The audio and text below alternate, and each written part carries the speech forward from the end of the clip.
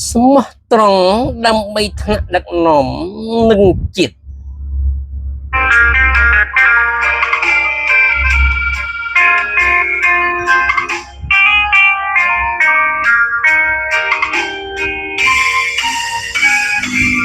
ជី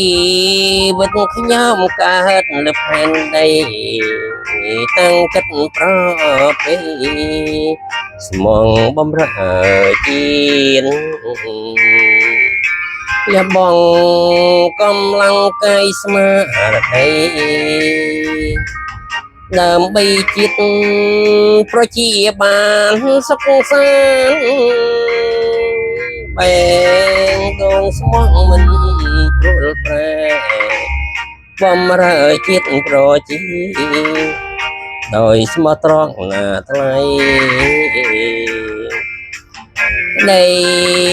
ប្រាថ្នាមានតែមួយក្នុងអរាគឺចង់ឃើញជាតិរុងរឿង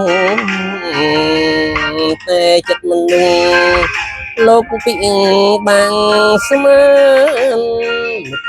ភាស្លាប់ស្អិតគេបានប្រែប្រួលចិត្តធ្វើបាបផ្ដន់ទាមុខក្រោយក្នុងធ្វើឲ្យខ្ញុំឈឺក្នុងដួងចិត្តណាថ្លៃ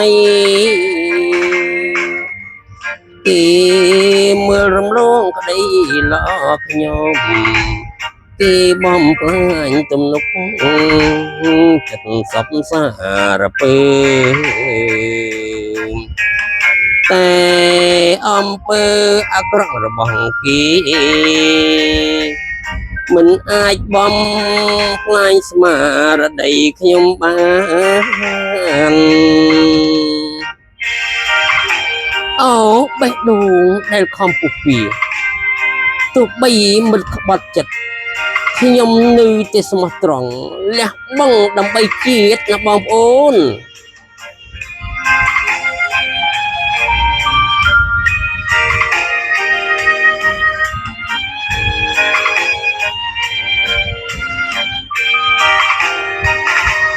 ជីវិតដើម្បី